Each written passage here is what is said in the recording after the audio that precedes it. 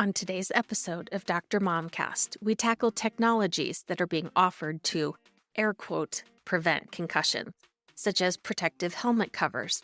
True to our brand, we want to bring you the science behind these technologies and what we know about these technologies in professional and youth athletes. Spoiler alert, we don't know a whole lot yet about how they work in youth athletes, but that doesn't seem to prevent fear-based marketing to parents suggesting their kids need these devices. And hear from our own expert, Dr. Beth Piroth, on the latest and exciting studies from the NFL on sport equipment technologies. We are real moms talking about real science in real life. Hey, everybody. Welcome back to Dr. Momcast. I am Dr. Marla Shapiro here with some of my favorite sports neuropsychology colleagues. Dr. Alyssa Wickland, Dr. Lisa Nipple-Baca, Dr. Sonia Mosh, Dr. Beth Pira. And we are here to talk about kids, health, sports, safety, anything else that comes up. I am hoping that while we are talking here, our colleague, Dr. Ott, is getting a good night's sleep, walking the walk that we promote good sleep with her daughter's crazy high school start times, and we miss her. But I know we have plenty to talk about amongst all of us. We haven't talked about some of the flashier headlines lately. Lisa, there were some news stories in your local market that had you really riled up, and I bet you'd like to start talking about those. I would. One city in our community started using the protective helmet covers in their football games. We all are concussion specialists, and so there's so much technology out there right now on the market that you can buy to help protect from concussion that I think it's important that we talk about what works and what doesn't. Especially to realize that things that can seem relatively benign can actually maybe do harm. Every football player on a team in our community, beginning in 6th grade up through high school, was wearing these protective helmet covers. My blood started to boil and my spine started to tickle because knowing what we know about the research that's being done with these protective helmet covers, this was jumping ahead of the research. to clarify, you're talking about the athlete wears a helmet and then they put something over it that's padded that adds extra protection on top of the helmet. That's what we're talking Exactly. about, right? Yes. They look like big marshmallow heads, right? Yes. And they were well intentioned. However, it gives me such pause with the risk and knowing what we know about the physiology and the musculature and awareness in space. It's called the word of the day is proprioception. So it's basically your awareness of your body in space. So these little kids have these helmets on. Now we add another inch all the way around their helmet. We've taught them to tackle. They have no idea when their head's going to bump up against somebody else. And these high schools are wearing them during games, every single position, because that's the other thing is when the NFL did these studies, they started only with certain positions wearing these helmets. These people are putting them on every single kid on the field, but only half of the kids on the field. There's only 11 players wearing them. They're facing off against 11 who are not. And we have no idea what that's going to look like in terms of research and physics. I hope that there is data and literature that comes out that says it's just as effective. But as of now, it ain't there and it's not worth the financial investment. And also it's not worth the risk. It got to the core of what we're going to talk about tonight is the monetization of concussion and what is happening right now with the number of products being put out on the market between the protective helmet covers, the collars that press blood and fluid back up into your brain, the mouth guards that claim to diagnose concussions, the sensors that allege to be able to pick up on concussions, basically playing on parents' fear and anxiety in order for a lot of people to get a lot of money. It's capitalizing on parents' fears of injury and not doing enough for their kids and not having the newest, latest, greatest thing that will protect them. Lisa, some of those things that you mentioned, like a collar pressing on blood pushing back in the brain, okay, that sounds bad. But adding more protection to the helmet, you refer to it as ahead of the research.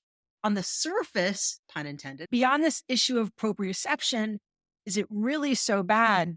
So there are a number of concerns about adding anything on top of or inside of a helmet. One is adding weight. We already know that the neck musculature of children is certainly weaker than adults. Or they already had difficulty holding up their heads with these heavy helmets. Now you've added weight. So in the NFL, they look to see, is there an increase in neck injuries with their protective helmet covers?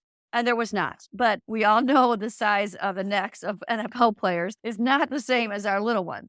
That's bigger than my thighs, and that's saying something.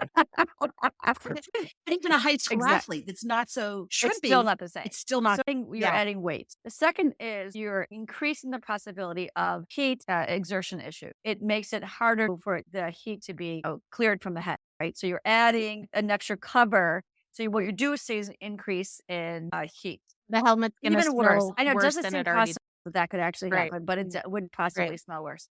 So in the NFL, they didn't see an increase in heat complaints, but they have all of these protocols and they have multiple people checking on them. So it's, again, not apples to apples. The other issue is that the issue of viscosity or of how much the helmets move off of each other. So helmets are designed to slide off each other, because engineering research has shown that the more the helmets stick to each other, the more force it's applied to the head and increased rates of neck injury. Anything that makes the helmet stickier is a problem. And the fourth issue is Hang on a second, Beth, because that's a really big deal. And I know I wasn't a physics whiz. So helmets are super slick. And those protective helmet coverings, they're not sticky like glue, but they're squishy. And you're saying that that little bit of more stickiness of squishy versus slick makes that much of a difference? Are those technical terms, Marla? Absolutely. I teach a new vocab every week, man. the issues. They talk about the particular company that the NFL uses, Guarding Caps, talks about plates moving. The notion is, are you dissipating the energy away from the head, which is a good thing. You have to look, is there an increased rate in other issues for a reduction in concussion tech? So it's not simply trying to reduce concussions. It's, are you also reducing the amount of force that's applied after every hit? So you have to look at all of these factors. The fourth issue is anytime you add anything to a helmet, on top of, inside of, anytime you alter a helmet, you have voided the warranty by the manufacturer. So God forbid something tragic happened and you felt it was the fault of the helmet, that you have voided any protection that you have from that company because you have altered the helmet. That's true for outside additional also. I It know is. it's true for inside, but even if you put something on Correct. top of it. Interesting. Again, I'm a little blonde and slow. So back to your point about, because you're so full of facts. So you've got this squishy thing, and presumably we think, oh, it's squishier. That's the technical word. It's not going to be as hard a hit. Therefore, you won't be as concussed. But you're saying, number one, not necessarily. But number two, if it doesn't slide off as fast, you're potentially increasing risks for other kinds And of you're injuries. actually increasing the amount of force applied to the head, because as the head slides off, it reduces the force. This is our walking ad for high school physics, but it seems so counterintuitive. And I so love that you're explaining all those details because it seems so innocuous. Oh, it's an extra squishy. But here's the Doesn't thing, really maybe matter. it is. Maybe all of those risk factors can be remediated in some fashion, because the NFL did see a 52% reduction in concussions in those players that wore them last year. But that's 1 year of data. You have to look at several years or more of data to draw any conclusion. So the NFL is continuing to look at these protective helmet covers. They've increased the number of players who are wearing them this year, and they will continue to study them. But we cannot apply that same information to children. The caps that the NFL players are wearing are specific for NFL players. You can't just buy them and put them on a high school kid. To underscore that point, just because a high school player may be as tall or as wide as an NFL player, they are not physically the same. You can't make that extension. Here's the problem. We don't have the data. One of the biggest problems that we have in youth sports in general is lack of data on looking at this age group. So we have lots of data on professional athletes and collegiate athletes, some on high school athletes. When it comes to data on injuries in youth athletes, it's minimal at best. So all of these caveats that we talk about are truly hypothetical. I'm not saying that these protective helmet covers are useless or bad. We're saying is there are things to consider. There are some studies in high school kids wearing these protective covers, but the few studies that have been done show no difference in number of concussions. Yeah. Do they listen to those studies also look at rates of other kinds of injuries? Do you That's know? a great question. Not the ones that I've seen. I wanted to say one of the things that is our mission when we decided to create this podcast was to get real science into the hands of everyday people who need it. we're trying to help people become better consumers of information and look at where is that information coming from? What's your source? And I want to brag a little bit about my friend, Dr. Purath, because she is telling us about these physics studies about NFL helmets because she sits on the NFL Head, Neck, and Spine Committee. Let's make sure that people understand that finding something on yahoo.com. My source is People Magazine. Is that a Another problem? Cosmo. Okay, it is, Alyssa. Unless you're interested in dating lives of celebrities, that's your go-to. I value That's a good the point. opinions of people who have research and years of experience and street cred. One thing about trying to help our listeners become educated consumers of information, look at where your information's coming from. Yahoo, not so good. Dr. Purath, good. Thank you. So I make it really clear that I'm not providing any information that is privileged under the Head, Neck, and Spine Committee. This information that I'm providing has out been published. It is publicly available. And it really does not only inform improving the safety of NFL players, but it does trickle down to the younger ones. We just have to be really careful that we don't think it's apples to apples. That we don't think that a finding in the NFL is then directly relatable to high school or youth athletes, which is where the money tends to be. Because back to Lisa's issue of the monetization, the NFL and NHL and the MLS, they can afford the best equipment, the best personnel. That's great that we're protecting those athletes. But what we're talking about is the millions of youth athletes that we all care deeply about. And we have to be really careful that we do not assume that research on 300-pound lineman is the same for your 95-pound seventh grader. I love Sonia's comment about educating consumers. And we're just trying to get people to think more critically when they hear some of these stories. And on a very basic level, would you give your 95-pound high school kid the same dose of Tylenol as you would a 300-pound lineman? Exactly. We just have to get back to basics, get back to common sense. We don't treat kids like miniature adults. Yeah, I tried their 7,000 calorie diet and it didn't work for me. Exactly. I didn't have the same outcome, unfortunately. That's what made my skin crawl or my butthole pucker, whichever one you want to pick a look on. Thank you for that image, Lisa. I'm watching this. And again, it dinged because it was my alma mater. Well, and then it also dinged because it's concussion. I'm like, that's my jam. And all of a sudden I'm like, oh no. The idea of this story, which I truly believe they're very well intentioned. The goal was we did this for our entire football association from peewees all the way up to high school because we want to be ahead of the curve. You've got a company marketing this stuff, saying more cushion than to protect heads. Got intelligent people in schools or Pop Warner or wherever. How do they become more educated consumers, especially if the people selling them this stuff are purportedly addressing these questions? How do you know if it's legit research? What do we tell them to do different? I can speak to that a little bit. I was asked by a professional organization about a supplement. I know we're not talking about supplements today, and so in order to answer any question, I go to the scientific literature. And this website had very flashy information about this supplement, and it's going to help your brain and it's going to help with concussion recovery. So I looked at the science and went to the actual papers the research was done on, and it was done on 16 people. 16 people in a study is a very, very small number of people that doesn't generalize to a whole population. If these organizations have research on their website, which they often do, starting at simply looking at the numbers, if there are thousands of people in a study, in my mind, that's a more credible study than a study where there's 16 individuals. Yeah. We are not anti-technology. I hope that all of this stuff pans out and makes our sports safer. Yes, I think it's a great point. But like at some point, somebody thought the 8-track and the Gremlin were great products.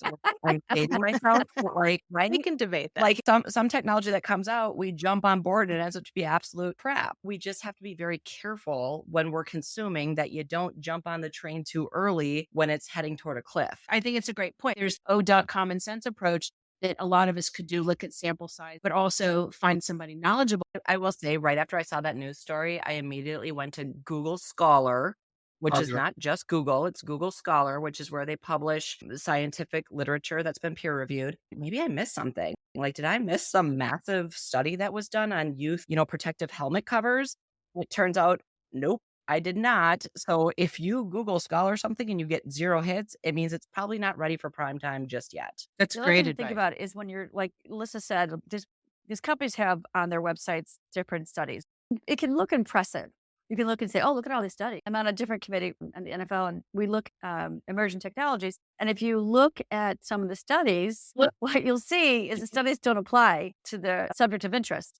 Explain that more, Beth. I feel like that might get Okay, lost in thank you, Lisa. I translation. appreciate that. Let's say you pick a product that you're interested in, and that they will have research on their website, and that can look very impressive because you see all kinds of studies. But you have to look critically at the studies to make sure that the study that they're claiming is supportive of their product is actually looking at the injury or illness that they're claiming to improve. So in our case, there are companies that claim products or services or technology that's helpful in the prevention of concussion or the treatment of concussion.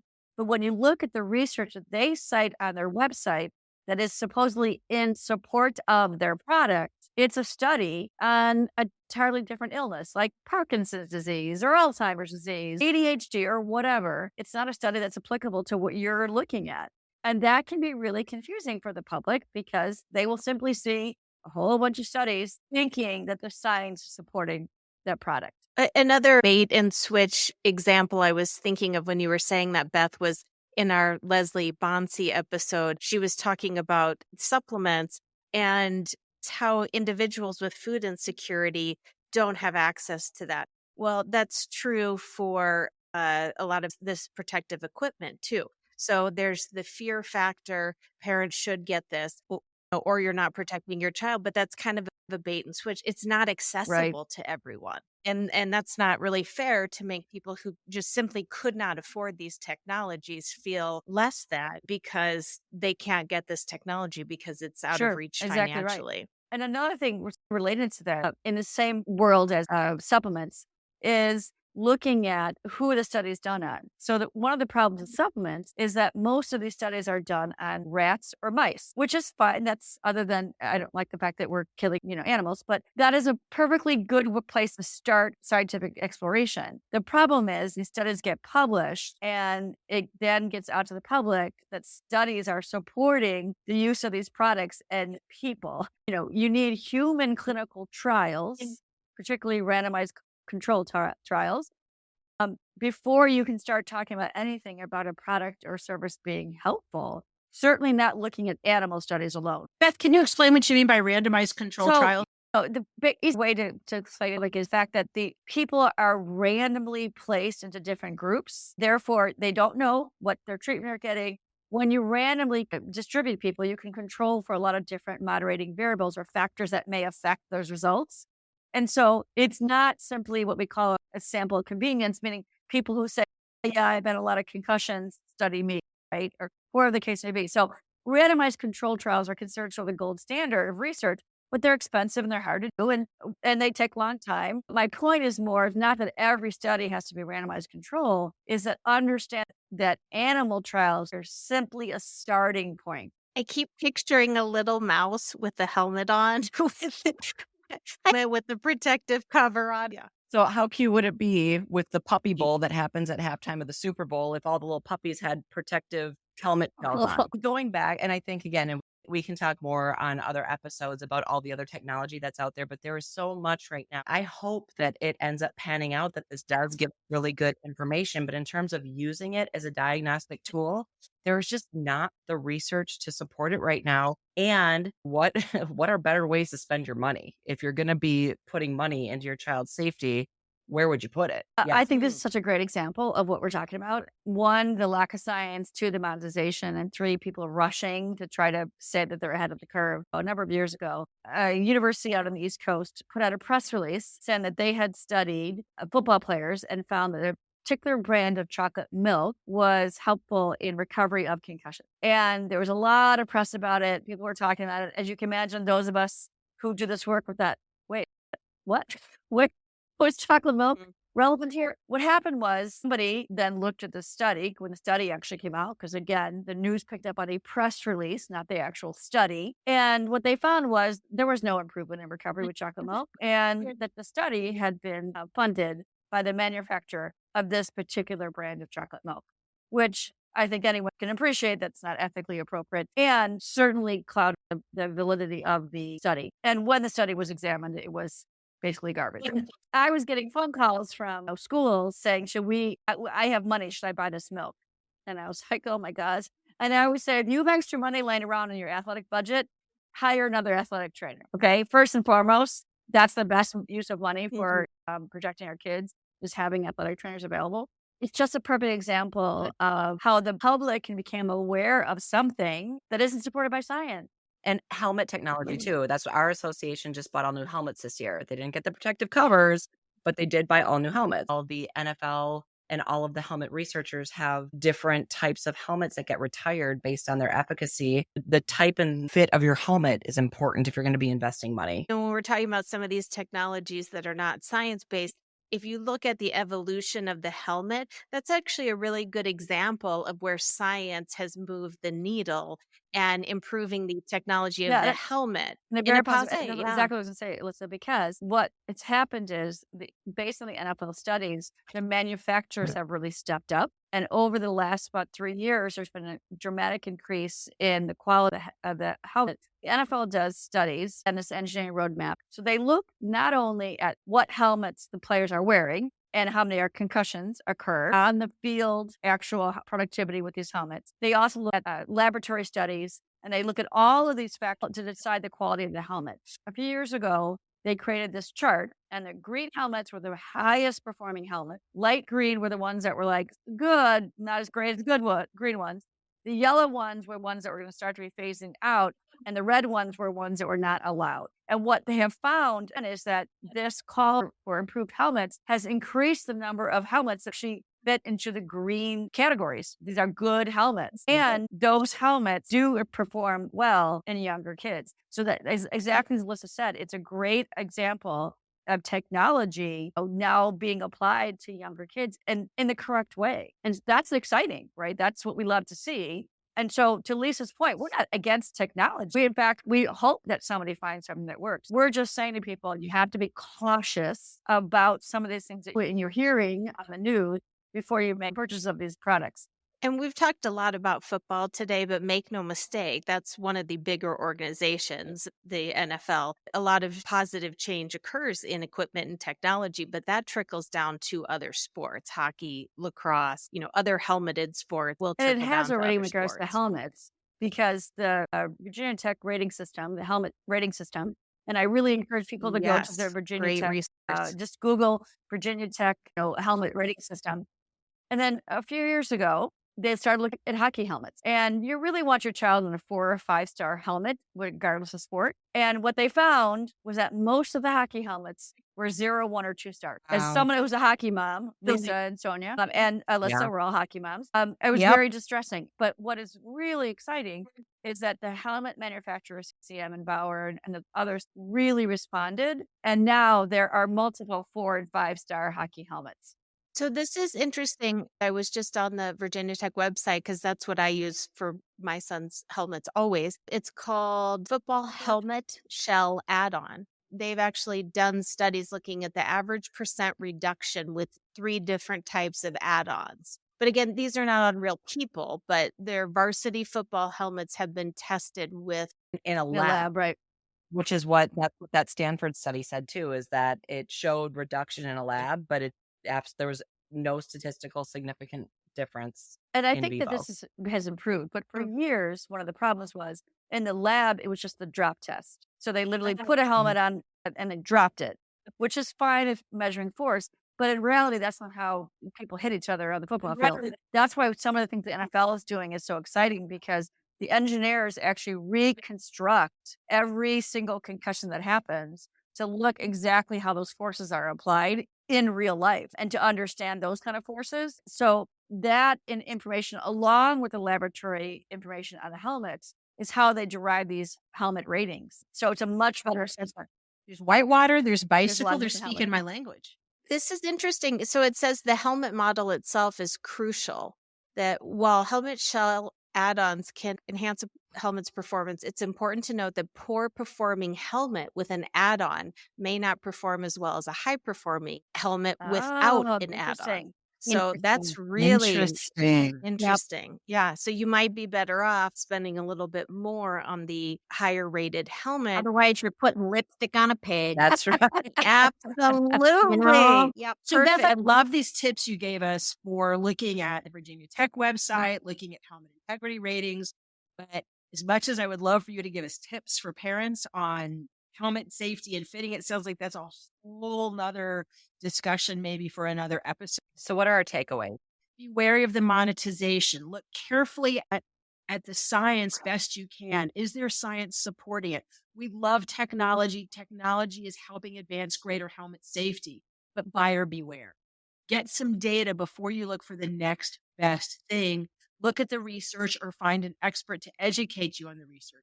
But above all, just keep asking questions and look beyond the superficial glossy stuff, because we all want what's best and what's safest for our kids. Well said, Yes. Dr. Shapiro. And feel free to always direct messages on Instagram or Facebook and Twitter. Dr. Momcast. Thank you. That was a touchdown. Come back and we'll talk more about that big world of helmet safety, sports safety equipment, how to know if the stuff your kid's getting is good or good enough. And again, how to be good, savvy consumers.